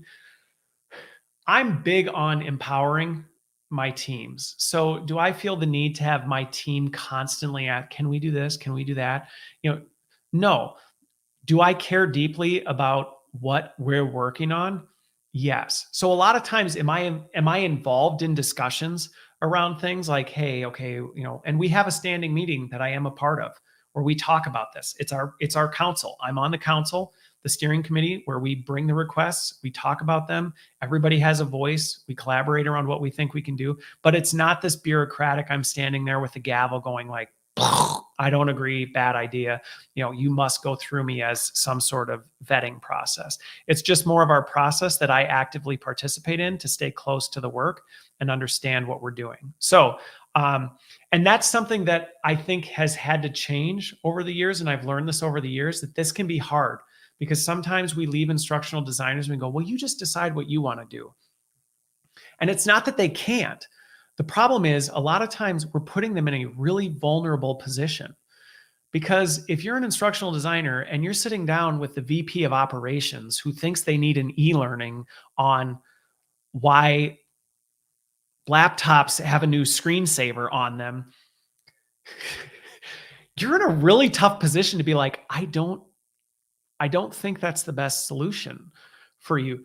You're in a tough spot to do that. So part of the steering committee is also to help protect the team, to feel like, listen, if people don't like the conclusion that we come to, this isn't about being bureaucratic and telling you what you are and aren't allowed to do. This is an attempt to help protect us all so that we can make sure we're aligned and we all know, what do we all collectively agree we're going to do or not do.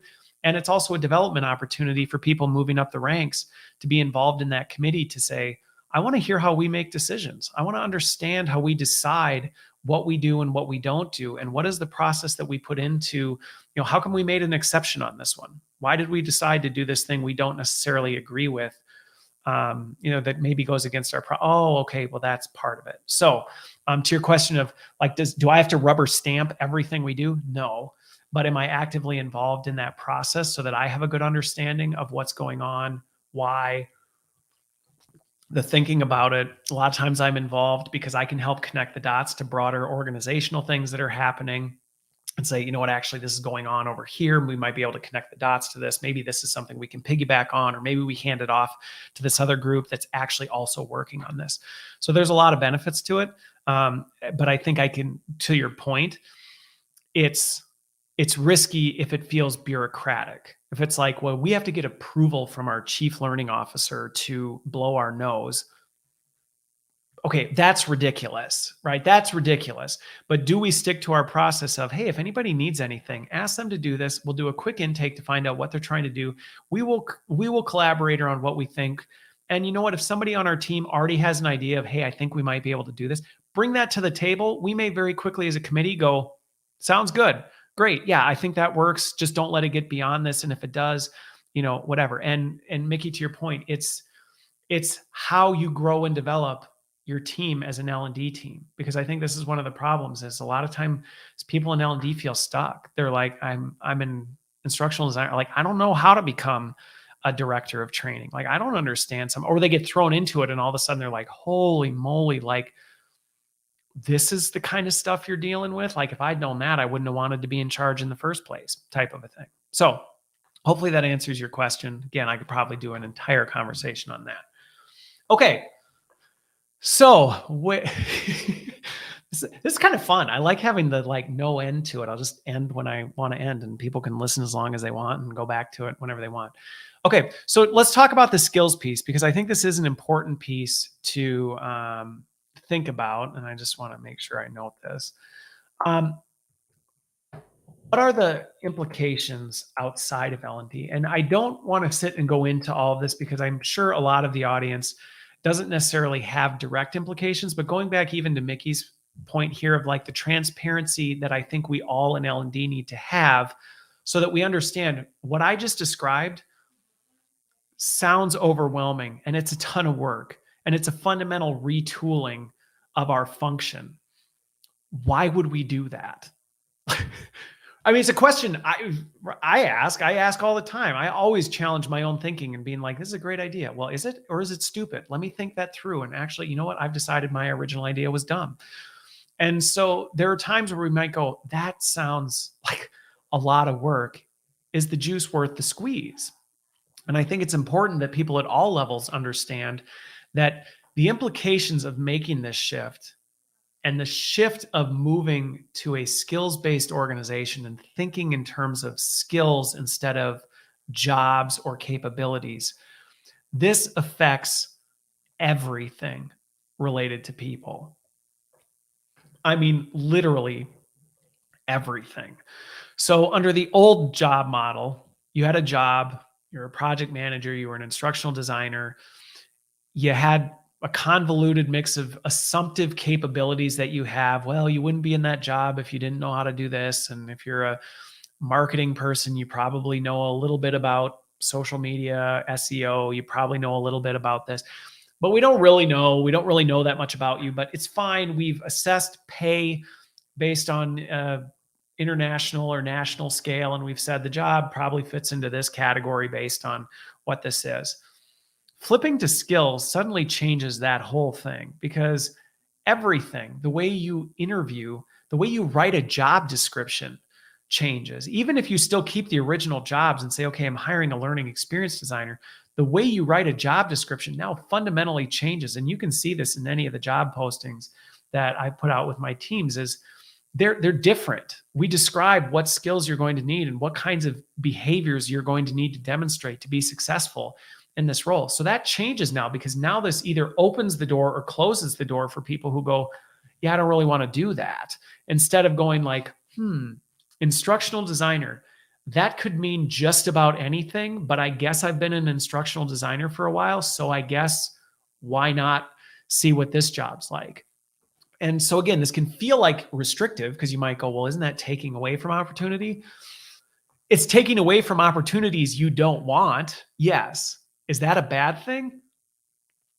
Change my mind on that. I mean, I don't want to be presented with jobs I'm going to hate. I don't want to be hired into a job where fundamentally what I'm spending my time doing is something I absolutely abhor. So by doing this, we're actually saying, here's what the job is and the skills you're going to demonstrate and what you're going to actually be working on. And if you're looking at that job and you think you have some adjacent skills, going back to my post from earlier this week or last week on adjacent skills, maybe you have some adjacent skills that you can grow into. Well, now as an interviewer, I can make a case for how I may not have that exact skill, but I've demonstrated adjacent skills in other areas and I can quickly transfer this. So it actually makes the hiring process easier. It's easier for people to scout talent, figure out who they need to hire. It makes it easier for a job candidate to know, you know what, that job is not for me, or that job is for me. Changes the way we compensate the role and the way we go, well, okay, if this is actually what they're doing, maybe we even blow up, and I think we're a ways from this, but maybe we even blow up the traditional compensation structure and we say, you know what, there actually may be a baseline compensation for certain roles, but then based on certain projects and where you use your skills outside of that, you don't need to moonlight anymore, because you can moonlight internally and you can consult or advise within your own organization based on certain skills that you may have and actually be compensated for that. Instead of what I hate is stretch projects where companies basically just take advantage of their employees by being like, hey, you're really good at this. We didn't pay you enough to hire you into that role, but boy, it'd be really good for your development if you did all that work for us for free. That's what we would love, is to stretch you by giving you all this additional work with no additional compensation. How does that sound?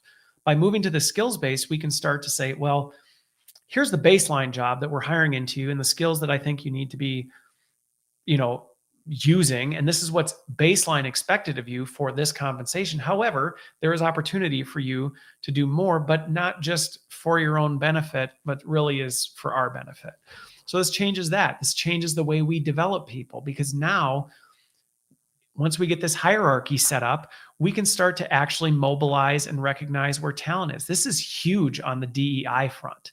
I mean, absolutely huge on the DEI front, because instead of simply looking at people for what they've done or what their job titles were, we actually, which often then becomes biased based on, well, these two people have the exact same job title, so I'm going to assess and judge them based on what companies they work for, or their gender, or the color of their skin, or whatever it is, type of a thing. Well, now we can actually say, well, no, based on their actual demonstrated measurable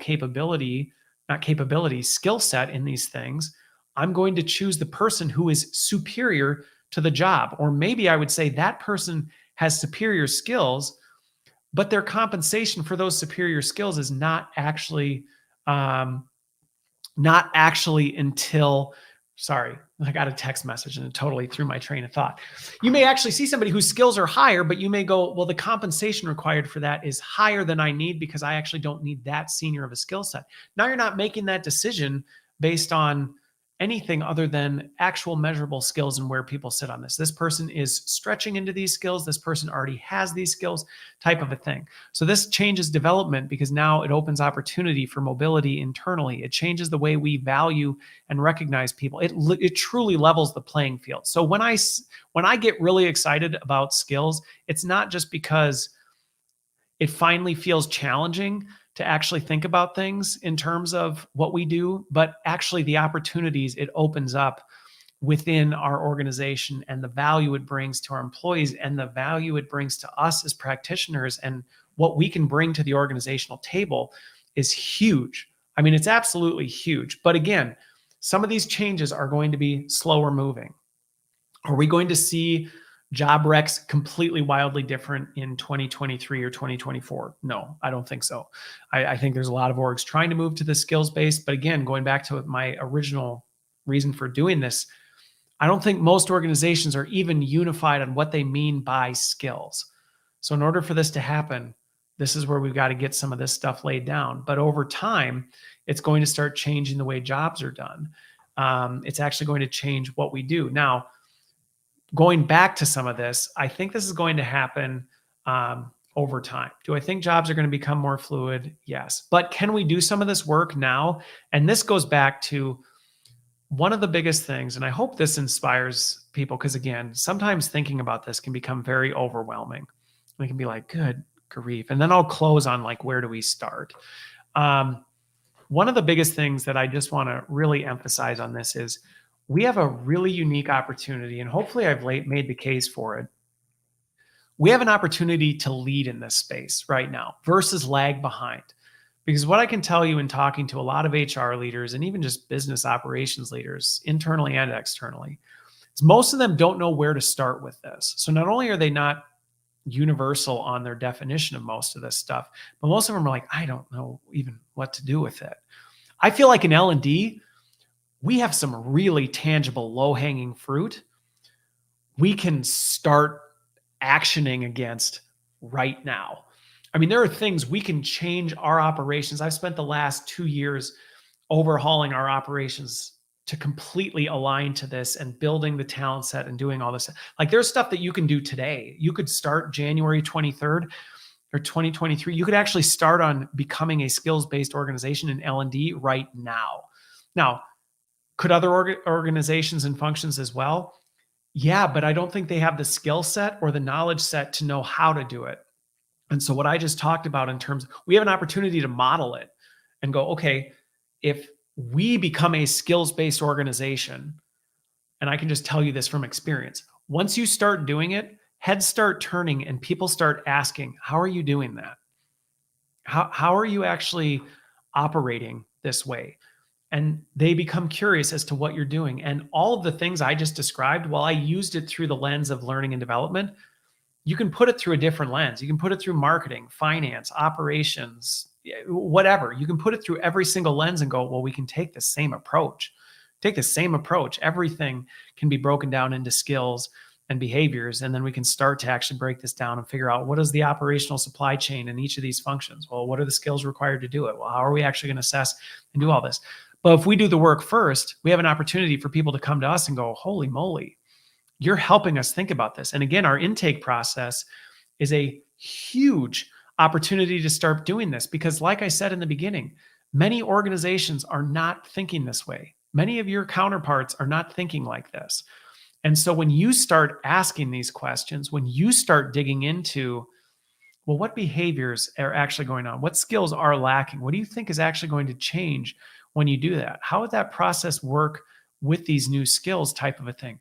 You're forcing your stakeholders to start thinking like a skills-based organization. So this is why I say we want a seat at the table.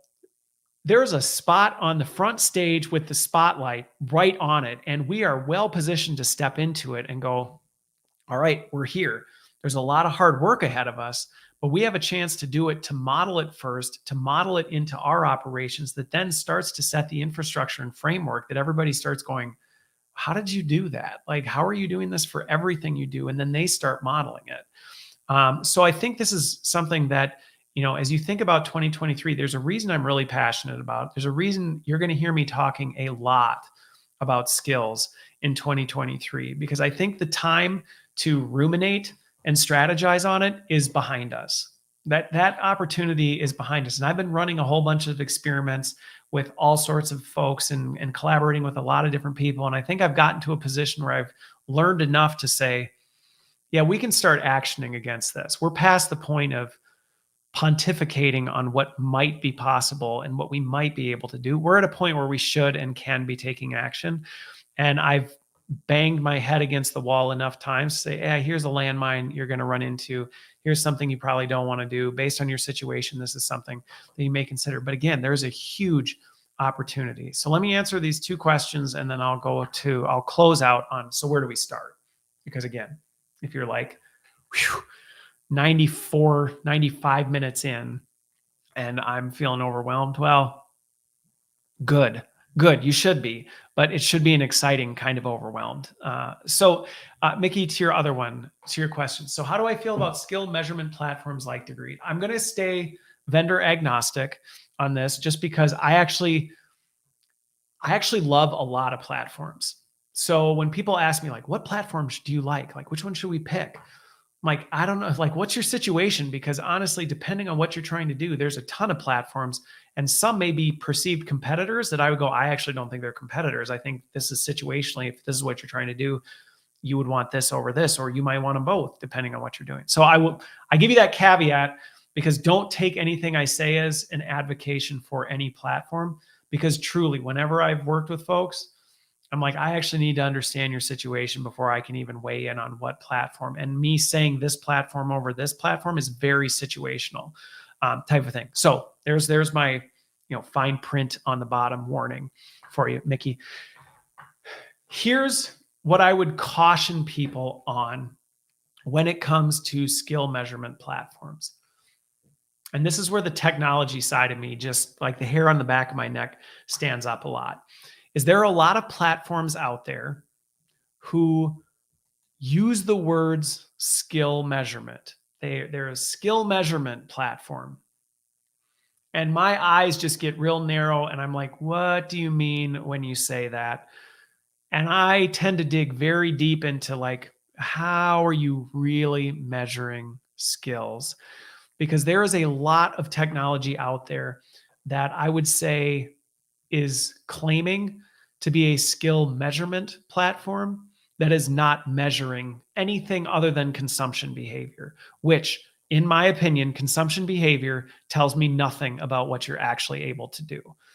It may tell me what you're interested in. It may give me indicators on the kinds of things that you may do well in, but it tells me absolutely nothing about what you're actually capable of. So that's not to say throw out that, because the reality is, going back to my point of measurement, a lot of the technology stacks that we have in our organizations, they don't even have the categories to deal with skills. They just don't even have the categories. If you were to say like, okay, Christopher, we want to take your granularity of, capability, skill, behavior, like what would we map that to? In most organizations, they'd be like, yeah, good luck. So do some of these platforms out there, while they may not get the measurement, right? I would cross that out of your question. Are they a skills measurement platform? Are they a skills management platform? Yes. And is that super important? Yes. And so I think that's a really important distinction, is that be very careful when a platform is telling you they measure skills. You need to ask the questions of like, how? Because going back to my earlier point, if people aren't demonstrating something and there's no way of actually documenting or tracking or like marking anything as like they've actually demonstrated it, and it's like, oh, well, we have a place you can put that information, then I would say you're not a measurement tool. I mean, you're requiring us as the practitioners to do all of the measurement, and yes, then we can put it in there, but that's not a measurement tool. And so I think you just have to be really careful. And this is where, again, you think you're overwhelmed with skills if you're listening to this. I mean, the technology side of this will bend your mind in ways you just don't even want it bent sometimes, because of the fact that the suite of tools and technologies you have to think about when you start thinking about, okay, if we're going to be a skills organization, well, how do we manage these skills? How do we measure them? What tools do we use to design for them? What tools do we use to deploy them? What tools are, right? It just becomes outrageous. And so that's where, are there platforms out there that I think are doing really great things in this space? Yes. Are they providing the infrastructure and architecture to be able to start capturing some of this stuff? Yes. Is the ed tech industry where I think it needs to be in terms of demonstrating and measuring skills? Would I trust most platforms' credential on someone? No. I would not. Most platforms out there, if they said this person is skilled at this, I would be like, I wouldn't give any sort of credibility to that. So perfect. All right. So Mickey, glad that answered your question. And again, that's another 2-hour monologue I could probably go into that I won't, but hopefully that helps people who are distinguishing between if you're looking for skill measurement versus skill management. Those are two different categories. And to me, the measurement, people have asked me, I've gotten a lot of sideways looks when I bang the drum on immersive tech. And I think it's because a lot of folks are not connecting the dots between immersive tech and skills. And they're not seeing that demonstrating. And when I say immersive tech, I'm not just talking VR. To me, immersive tech is anything that truly is focused on like simulation type stuff. And so simulation could be audio only. There is a rising group of categories of technologies out there that can capture a voice print of something and give you real-time feedback on something. That to me is immersive tech. It's an opportunity for me to demonstrate a behavior or a skill, have it assessed, have it be tracked, and have it actually give me feedback on that so I can measurably improve.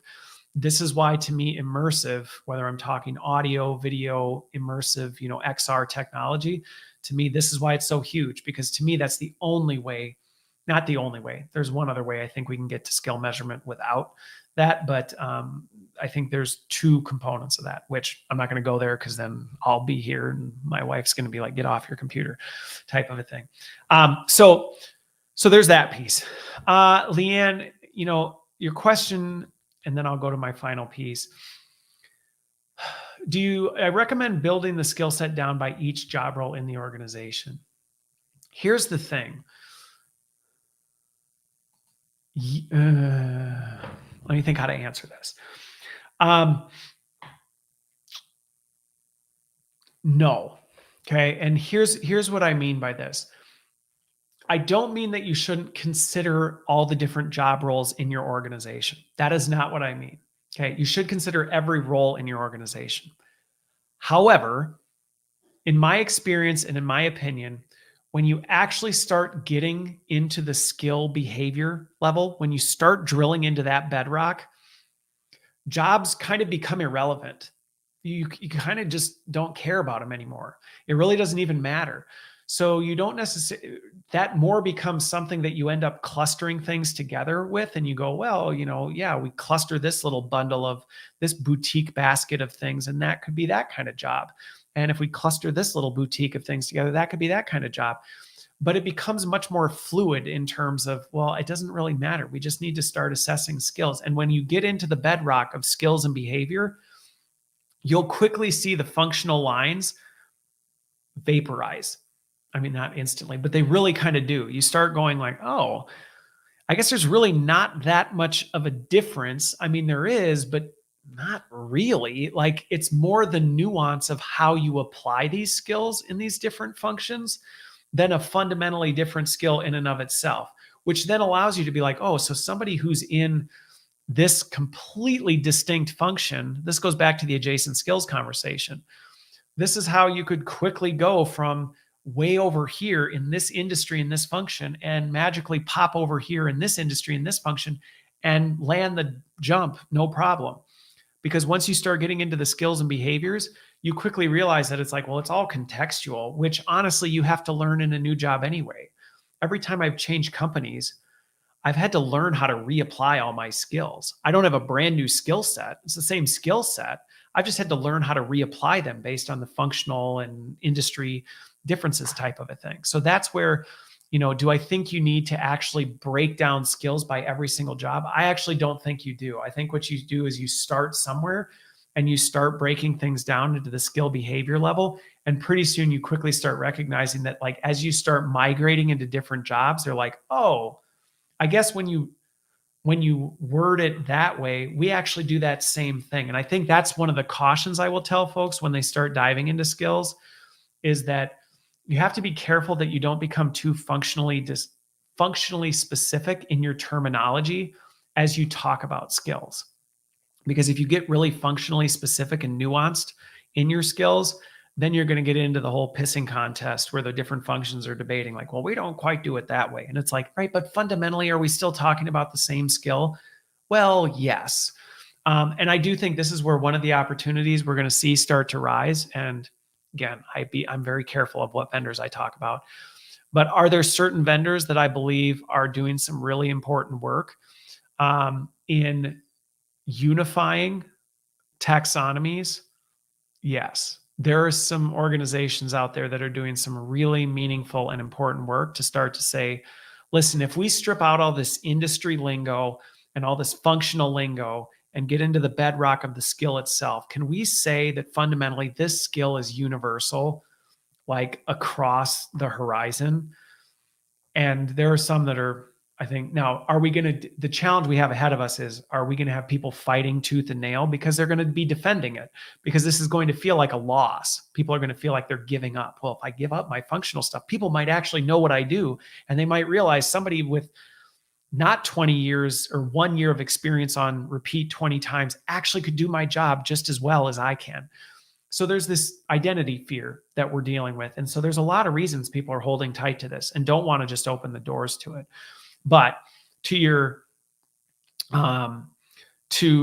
question of like, can we do it? Yeah, we actually can. And Mickey, and I think this, so then I promise I'll transition to my last piece. This right here, the level of influence starts to matter more when the job roles disappear. I would almost say yes. And influence is almost more of a skill that I would put in there that becomes more of a priority as job roles disappear. So, as you start building skills and your demonstratable skills become more the bedrock, the ones and zeros of how you're assessed and measured, I think one of the risks that you run into is people start leveraging influence to cover up that maybe their skills, they try and overcompensate for a lack of skills. So I think what you have to do then is start to look at like, how is influence measured? And then how is that being weighted compared to some of these other things? And in certain positions, you might say, you know what, influence is super critical. It is a critical skill in this role. In this role, influence is not super critical because of some of the things there. But yes, I do agree that as job roles, and even as you move up in an organization, your ability to influence, the skill of influence, which is another one that on YouTube, I will probably do a short series on, is like, how do you build the skills of influence? Because it's a skill. Like, people aren't just magically influential. You're not just like an influential person that, oh, wow, there's behaviors that drive making you influential, and you can build those behaviors. And so if you're not influential, there are behaviors you can build to become more influential, type of a thing. And again, this is why, to me, I just look at people like these floating matrix ones and zeros, where it's like, you're literally nothing more. I mean, you're more than, but you're made up of your skills and your behaviors, and how we program those skills and behaviors determines what you can and can't do and how well you do them. So last point. All right. So let me jump to this one. Let me timestamp this. And then I really went way longer than I thought. So finally, so where can you start, right? What is a good place to start? If you're listening to this going, this is really great, maybe this is something we can do more of in 2023. If I still haven't convinced you that this is something you should be doing more of in 2023, send me a direct message. Well, I'll change your mind. Don't worry. But for career, honestly, for career success, I think this is something that everyone in our profession should be thinking more about, because this is quite possibly one of the greatest opportunities of our careers. If we take it. So you might go, where do I start? Like, where could I even start on this? Because what we just talked through, and this was just 2 hours, I could probably go, if I had enough water and Belvita crackers in here, I could probably go another 8. But where can you start on this? I think one of the things that's challenging on this is knowing where you are on this. And I think one of the first places to start is to do an objective assessment of where you are on this. That to me, reflection and introspection, I posted about this. Reflection and introspection are probably the most important things people can do to grow and develop that they don't do. They just skip right over it. We're too busy doing stuff. We don't stop long enough to go, I actually need to think deeply about this. Like if you've actually listened through this whole thing, I almost feel like the best first step you could take back is to actually, and I've timestamped everything, so you could probably go back to this, but I actually would almost encourage people to go back to this and think deeply about some of these things and go, where are the greatest opportunities? Based on what the scope of my role is and the work that I do, where does the greatest opportunity lie in what we just described? Like, is it, I personally, I'll just give some examples. Like if you don't think in terms of behavior and skill, like if what I talked about there in terms of getting to that level of granularity, that sometimes is the great first step for people. Like think about the things you do and actually deconstruct it down into behaviors and skills. If you are influential, start thinking deeply like, okay, what do I do that makes me influential? Like what are the things that I actually do that make people come over to my side? Because again, I would say most people I encounter do not think in terms of skills and behavior. They're moving too fast to actually stop and think about, I just accomplished this. Well, how? What did you do that led to that? I don't know. I was just so busy and I got here. Right. How? What were the specific things you did? What did you try that failed that you changed and adapted? I think sometimes that reflection is a really important step for most people, because I think a lot of times again, this goes back to exactly what I'm saying. One of the biggest risks you can take is you listen to this thing and be like, great. So the first thing I'm going to do is I'm going to go change our intake process because Christopher said it's really important to get your intake process right. I think I would tell you, stop, take a breath, back up. Because let's say you get your intake process right. I did not start with the intake process. A lot of times I have not started with the intake process because fundamentally I had to align the skills in my organizations to the different capabilities that I needed. Because had I got my intake process right, it would have been a conveyor belt off the edge of a cliff, because it would have been like, well, the rest of the organization wasn't even fully prepared for some of this kind of stuff. Like, are your senior leaders even familiar with this concept? If not, you might want to start there. You might be creating a whole lot of headache for yourself. I think sometimes we're in such a hurry to make the change that we don't take the time to stop and think about where are the biggest opportunities that I see in myself, in my teams, in my organization, in the people that are in my circles. Let me think about that, because what we just talked about is a multi-year transformation.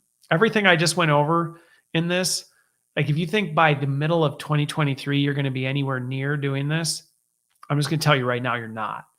And so you got to think about, okay, well, what expectations might I have to set with my organization? Where are some of the earliest low-hanging fruit that I can target?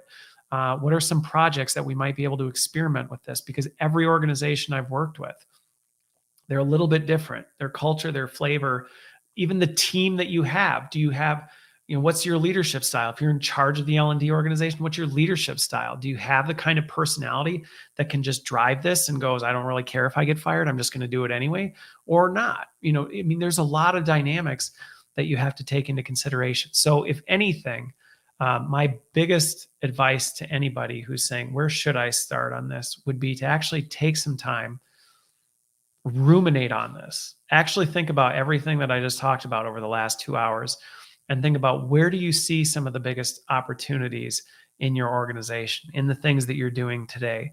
And where might you be able to make some of the quickest wins? Because one of the other things that I will tell you, as I said, this is a multi-year change.